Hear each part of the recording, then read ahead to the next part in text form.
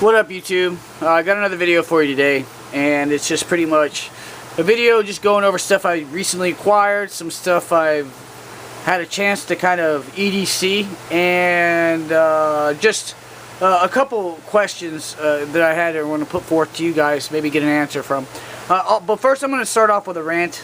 You guys, I had a comment on a video recently by a guy that was kind of pissed off, and you know, instead of maybe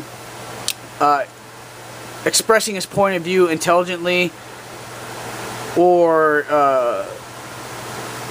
his concerns intelligently, he decided to go ahead and just not.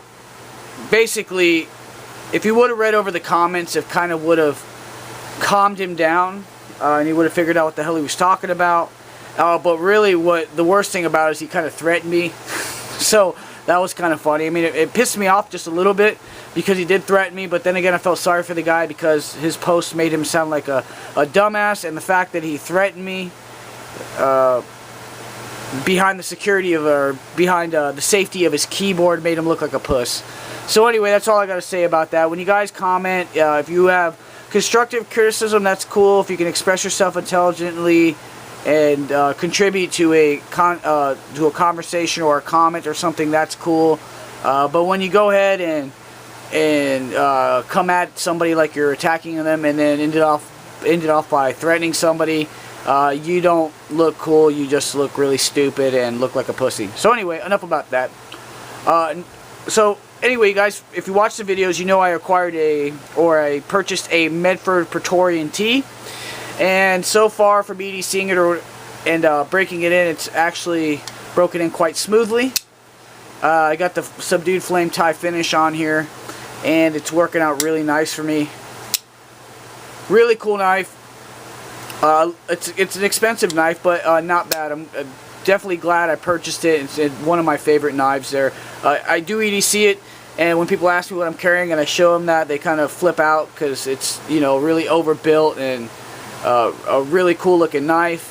The guys that do ask me or whatever, what they consider or what they usually EDC is maybe a Benchmade on the high end, or usually a Kershaw, so something like that really blows their mind, and then they ask me how much I paid for it, then they think I'm crazy. So kind of funny. But when you get into customs, or if you're a knife enthusiast, you'll end up getting that unless you're talking to another knife guy.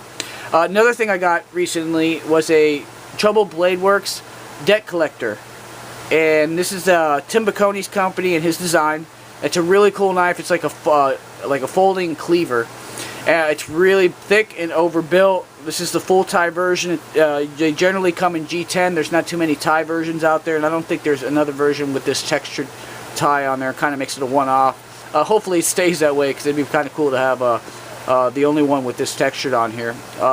Lucky enough, I hooked up with Darnell at JB Tactical, and he was able to get me this knife, and I'm really glad that he helped me out with that. So Darnell, thank you very much. Thumbs up. Oh, by the way, I ended up cutting myself at work and severing a tendon, or not severing a tendon, but nipping a tendon. So I'll be out of work till the beginning of December, so that kind of sucks. A little while ago, I ended up getting a Browse Blades reloader, and this knife is just really cool. It's just as smooth as everybody says, and definitely a really cool knife to own. This is a collaboration with Mikkel Williamson, and it's just really cool. I want to get a Division flipper, but the retailer I usually deal with is having troubles getting the Division flipper in the finish that I want, just because I guess Jason's having a little trouble keeping up with the demand because everybody's liking his stuff. So hopefully I'll be able to get one soon. I also acquired a Microtech Select Fire, and when I started getting back into knives, when I first saw the Select Fire, I really liked it a lot. I like this blade shape, and the handle is just really unique. Now, when you look at this at first, you wouldn't think it'd be too ergonomic, but it actually, as funky as it looks, it really works. I mean, it fits in my hand nicely. The fit and finish of this is nice. The way it feels and flips and locks and just all the way around just feels like a really cool, nice knife. And it's just like, you know, the fact that it looks really cool is just icing on top of the cake. Now, they do have the new DOC flipper out there, and at first I wasn't really liking it at all. The DOC came out before I was able to get this knife, and I wasn't a fan of it because I don't like that the mixed strider, what he uses on the handle for an SMF, and that's what they have on the DOC. It's just something that doesn't really feel good in my hand. I've never really been a fan of the SMF, but having this select fire here and the way it operates and the fit and finish and all the little things that really make me like this knife a lot has made me kind of change my view on the DOC. So it may be something I'll be acquiring in the future. Nothing against Mixed Strider.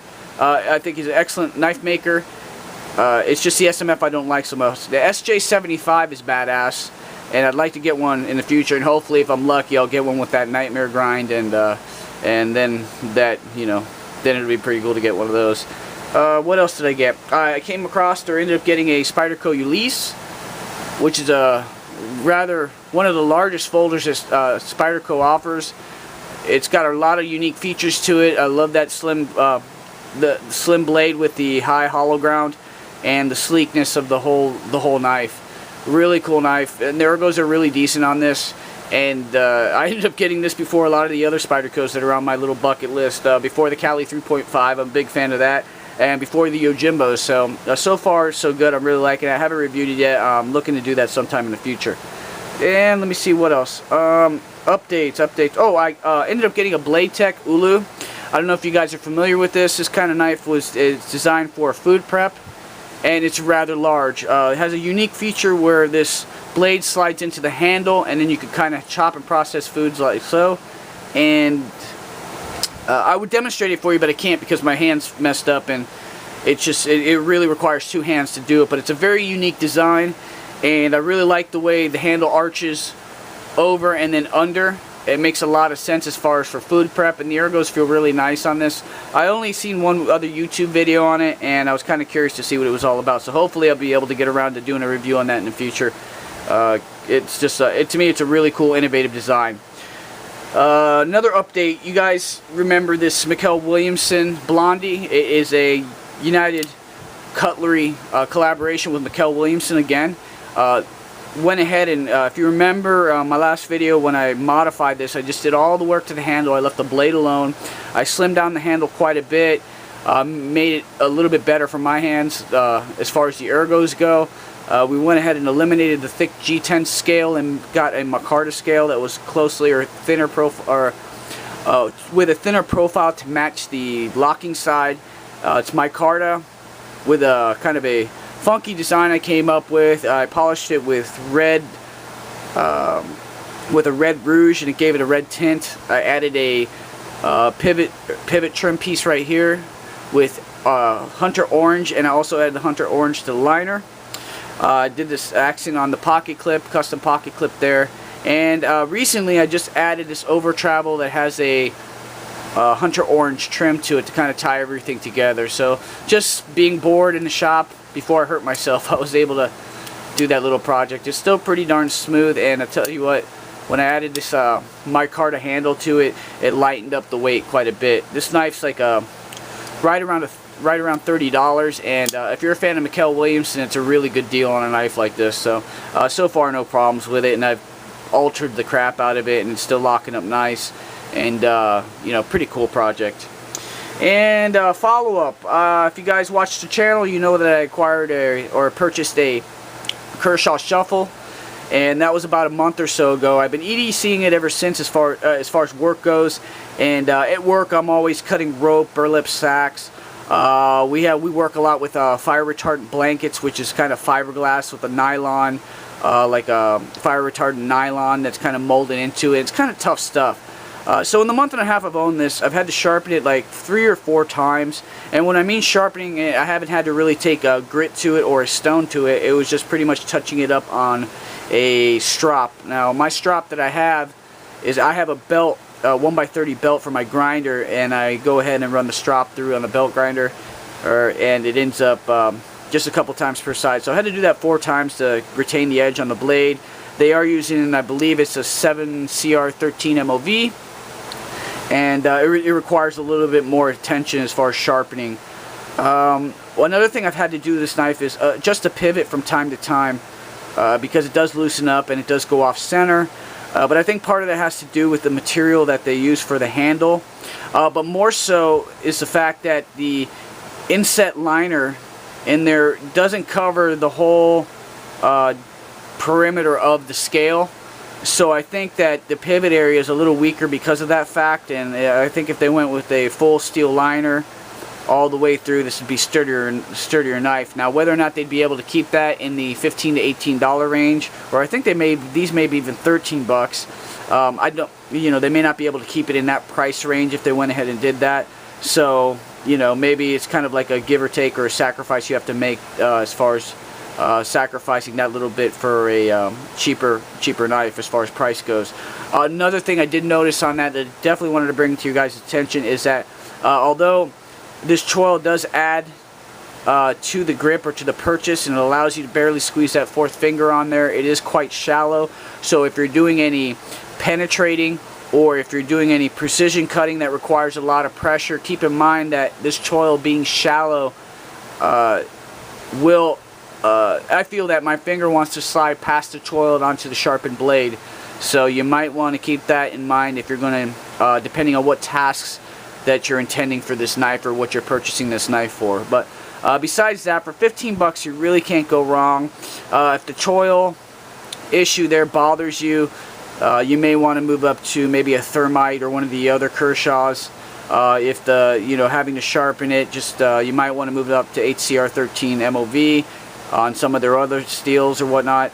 But you're still gonna have to sharpen that steel, maybe not as much as this, but you will have to touch it up from time to time also. But I mean, just keep in mind that the knives that you're going to be purchasing between the 25 to 35 bucks in the Kershaw line, they're going to sacrifice something, whether it's maybe the G10 for their glass filled, I guess Xylon, whatever you want to call their handle material, or blade steel or something or the other. Once you get into the $40 range, you'll be able to get the US made stuff that comes with the Sandvik 1420 something steel. I'm sorry, I don't remember the name, but it's the Sandvik steel, and you'll end up with a little bit better edge retention with that. So besides that, last but not least, I have a question for you guys, or I was kind of curious, wanted you guys' 2 cents here. I have a Bob Lump Chinese, and basically my interpretation of this knife is, or my when I read up on this knife, or when I see this, it's based on a traditional Chinese folding knife design, this leaf shape or whatever. Bob Lump did design this knife, but this shape or this characteristic of the blade has been around for a long time. Now, I have a knife in my possession, and I have a knife on the way in the mail that share that similar characteristic. Now, this knife is made by Rock Creek, and it's the Karuk model. I believe it's discontinued. They also have the Tortuga model, which shares the same blade shape. And some people may look at this and just assume it's a knockoff or a copy of the Bob Lump, but in my opinion, in my eyes, and from what I've seen or read, this is actually someone's rendition, or Rock Creek's rendition, of a traditional Chinese folder's design. So, but I have heard that, or have seen and read that when people see this, any blade shape similar to this design, they just assume it's someone, stealing Bob Lump's design. Now, I can kind of see where a lot of people that are Bob Lump fans may see that, because you're very passionate, you stand behind behind your, like, one of your favorite makers and stuff like that, and you'd hate to see someone steal or rob from their intellectual property or whatever. But in my eyes, that is a traditional Chinese design, so I don't see that when I look at that knife. The knife I have coming on the way is kind of a controversial knife, and it's very similar to the Bob Lump design. And to tell you the truth, I honestly don't know if the manufacturer of this knife was truly out to copy Bob Lump's design so they could pad their pockets, or if they were legitimately copying a traditional Chinese folder design. Now, the knife I'm getting, I'm not going to mention the name until I get it, because I haven't figured out whether I'm going to post a video on it or not, but it's a hard to come by knife. It's very hard to come by. They were very limited in production, and the blade steel and materials are really they were premium materials, so it's not like a cheap knife. They're made out of good material, good quality, And I just kind of was thinking about it, and I just wanted to throw that out there to get you guys' 2 cents. It kind of falls in line with the well, nothing else really. I was going to mention the Senryu 710, but that's basically a smaller version of the Chris Reeves Sabenza, so that doesn't fall in line. We're talking about a knife that was modeled off a traditional Chinese folder. Someone, a popular custom knife maker, designer, had done their interpretation of it, and then having someone else doing their interpretation of a traditional design, and having people think that it's either a knockoff or whatever. So I just wanted your 2 cents on that. I apologize for the length of the video. I just had a bunch of stuff. I haven't made a video in a while, so I thought I had to catch up a little bit. So anyway, guys, thanks a lot for tuning in. If you have your opinions on the Bob Lum dilemma I got going on, please post them below. Just remember, if you're going to post a comment, just, you know, if it's constructive criticism, that's cool. Just make sure you voice yourself, or explain yourself thoroughly, and just be, you know, have a mature platform to argue from. And if you're feeling really passionate about that and someone's really pissed you off, just take a time out to take a deep breath and figure out if it's A, worth commenting on, and B, that you express yourself in a manner which is kind of respectful to everybody involved. So anyway, guys, thanks for tuning in. I appreciate all the new subscribers. You guys take it easy. Peace.